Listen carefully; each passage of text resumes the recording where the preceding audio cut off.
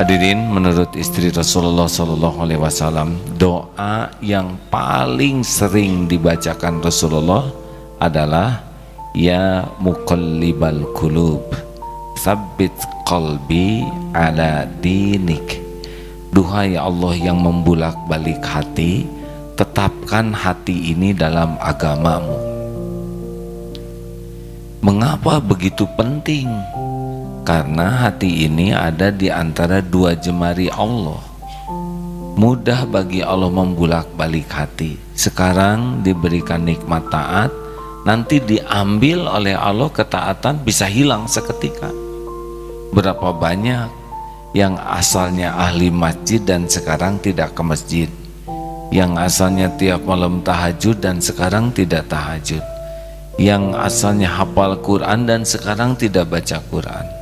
Berapa banyak yang asalnya sungguh-sungguh kepada agama sekarang melupakan agama. Dan kita juga dengar berapa banyak orang yang murtad keluar dari agama.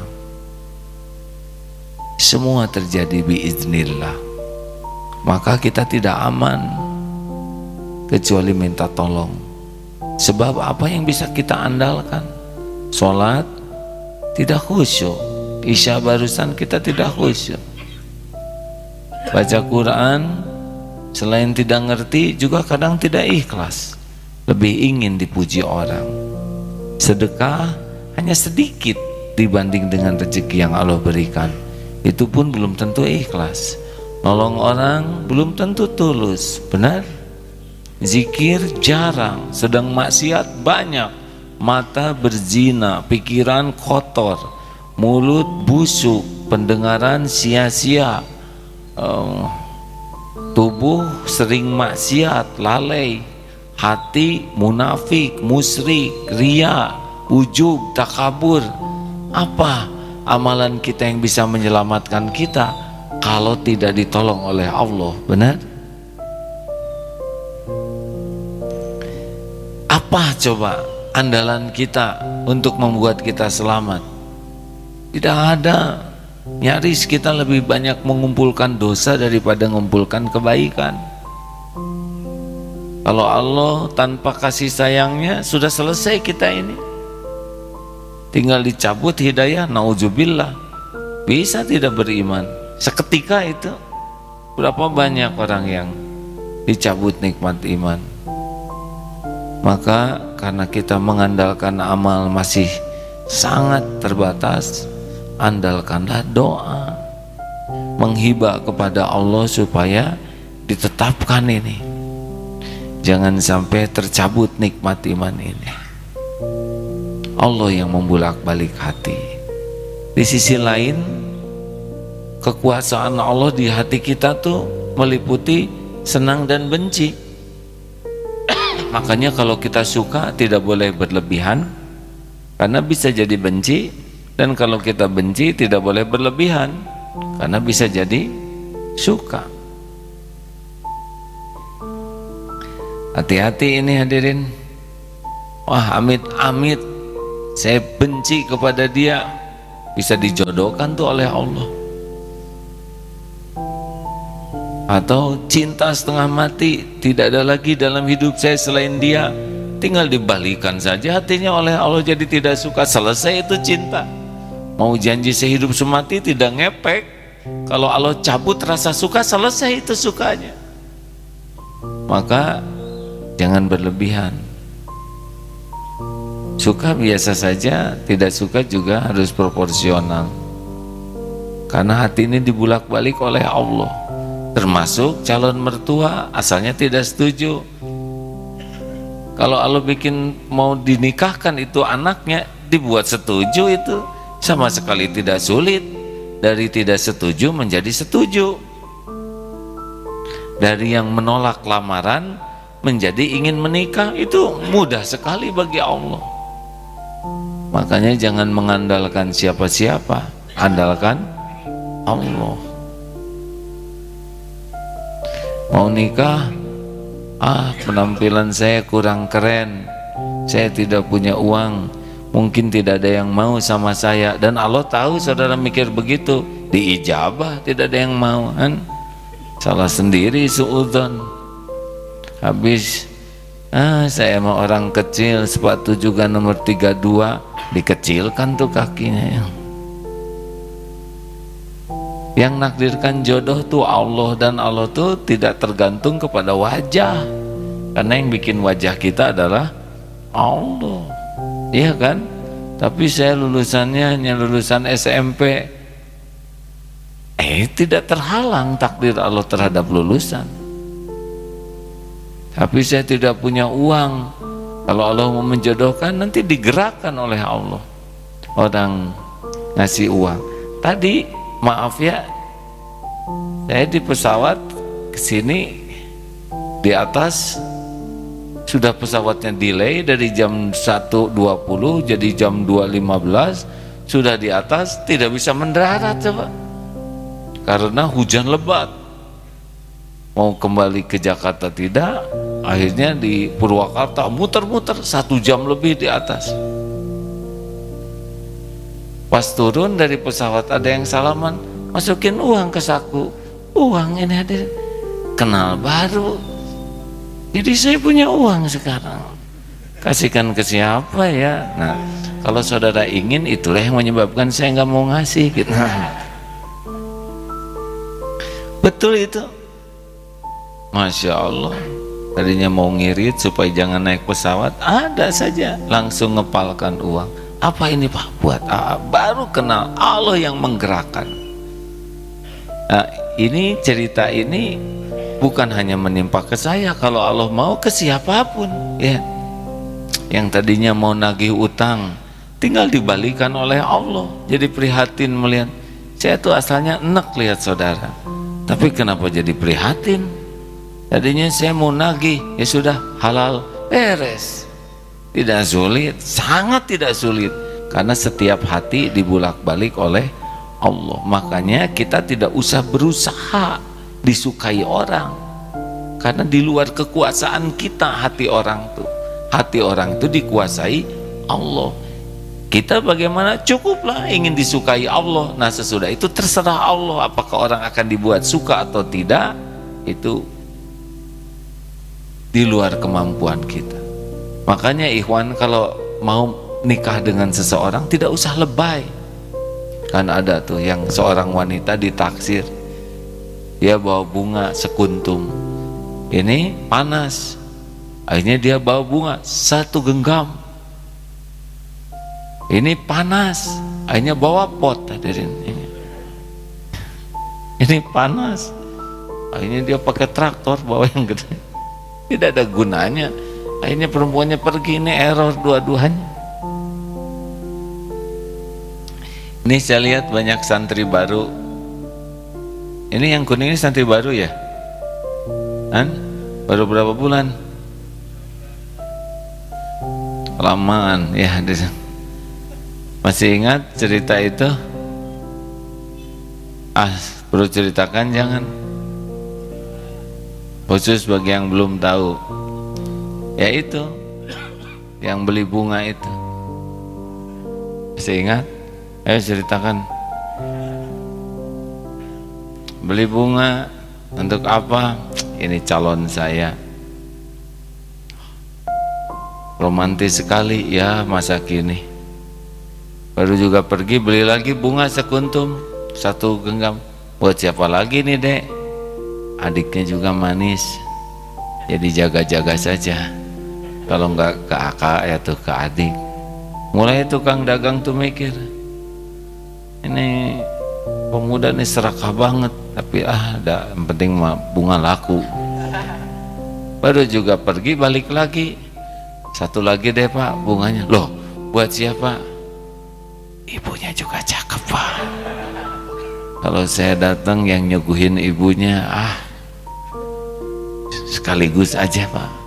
Atas tukang jualan, ini pemuda kurang ajar, udah kakaknya, adiknya, ibunya, tak kemplang kowe mungkin ya, tapi ada yang penting laku. Datang neneng, aduh Kang Mas senang, dede ya aduh kakak baik, Ibu, aduh calon baik. Lagi duduk begitu, bel bunyi ting teng. Bapak datang, bapak datang. Pas lihat langsung berdoa terus. Khusyuk sekali, lama. Sampai si calon ini bertanya, berbisik bukan bertanya. Kak, saya tidak nyangka kakak tuh orangnya religius sekali. Ini doanya khusyuk dan lama sekali. Kata si kakak, iya saya juga nggak nyangka deh kalau bapak kamu tukang bunga gitu. Ada ngerti? Kira-kira berapa hari doanya hadirin? Ini memang tingkat tinggi guraunya hadirin ya. Ada yang loading terus, yang kurang kuota mah bingung sampai sekarang. Kenapa? Ini tingkat tinggi ya. Ada yang ikut ketawa sambil tidak ngerti, nggak apa-apa. Udahlah, tidak usah kita berusaha disukai orang. Tidak perlu. Berusahalah disukai Allah. Dan kita tidak perlu berusaha keras dicintai orang, karena yang membulak-balik hati itu adalah Allah. Lempeng saja, lempeng saja hadirin. Lakukan yang terbaik dengan ikhlas, tulus. Mungkin orang suka, mungkin tidak suka, mungkin biasa-biasa saja, mungkin dicemooh, tidak apa-apa. Rasulullah SAW juga sempurna akhlaknya. Tetap saja ada yang tidak suka, ada yang benci. Dan itu bukan masalah. Benci ke kita tidak ada masalah. Yang bahaya itu dibenci Allah Subhanahu wa Ta'ala. Sebaik apapun yang kita lakukan, tidak mungkin semua orang suka ke kita. Pasti ada yang tidak suka dan bukan masalah kita. Yang paling penting kita berusaha agar Allah suka. Kalau kita standarnya ingin disukai Allah, kita mesti akan melakukan yang paling baik.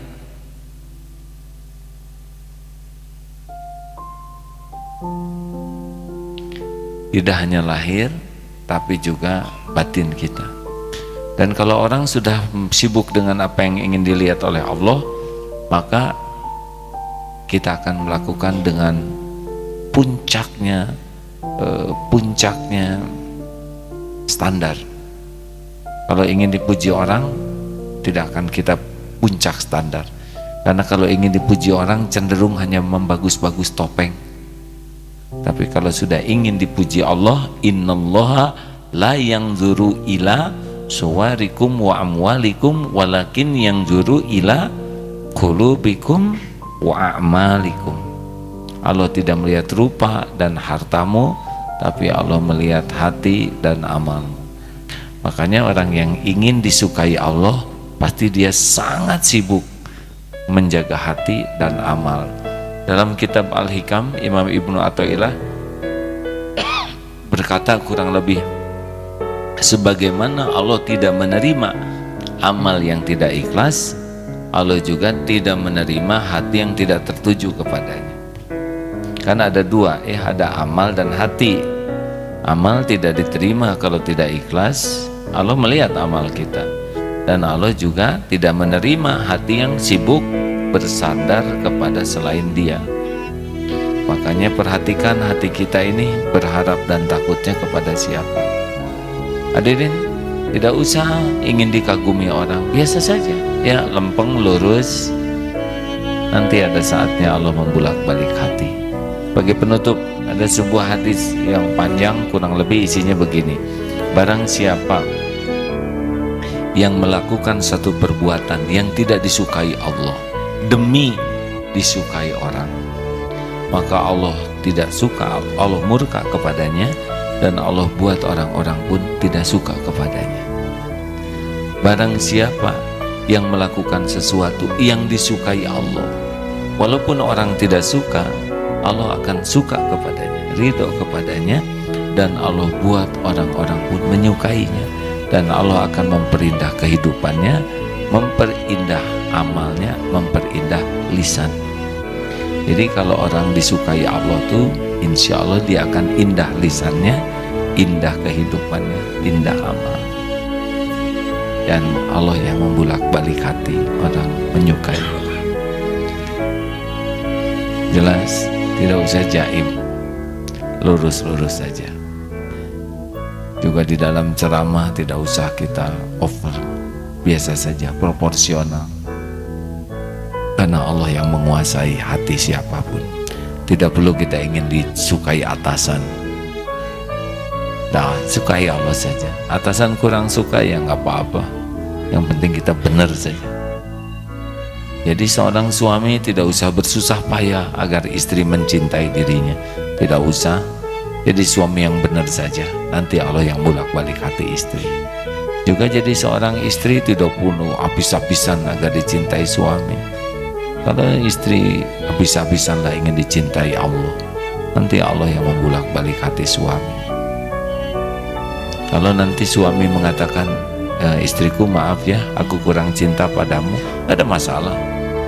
Atau istri saudara nanti ya, mas maaf ya, cintaku padamu ala kadarnya. Oh, gak ada masalah, gak ada masalah. Saya gak bisa mencintaimu all out, gak apa-apa. Mas, engkau bukan segala-galanya bagiku. Emang bukan ya. Cintaku untukmu hanya sekedar kulit ari. Enggak apa-apa. Yang penting istri mencintai Allah, itu yang penting. Kita tidak perlu berusaha agar dicintai istri, tapi kita berusaha dicintai Allah. Dan kita tidak usah berusaha istri mencintai kita, tapi berusaha istri mencintai Allah. Udah benar tuh kalau udah kayak gitu. Dan Allah tahu, Allah lah yang menurunkan sakinah.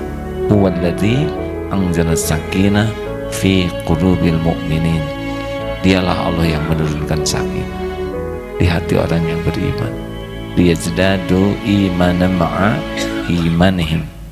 Tambah iman dari iman yang sudah ada. Jadi jangan misalkan ini menjelang menikah akhwat, terus si calonnya ini membatalkan, ya sudah, tidak apa-apa. Dan maksa juga dia udah nggak mau, ya mendingan batal sebelum nikah daripada batal sesudah menikah. Saya tidak nyangka, udah nggak apa-apa, emang nggak harus disangka, ya. Ternyata dia tidak cinta, ya mending gitu, dari tahu kan apa yang harus ditangisin. Saudara tahu calonnya tidak cinta, mencintai yang lainnya, udah. Berarti harusnya bersyukur. Tapi hati saya pedih, ya rasa-rasain aja. Itu berarti saudara lebih banyak ingat dia daripada ingat Allah, makanya pedih. Tapi hati saya robek, berarti melekat tuh. Perangko kalau melekat di amplop robek, kalau nggak melekat nggak robek.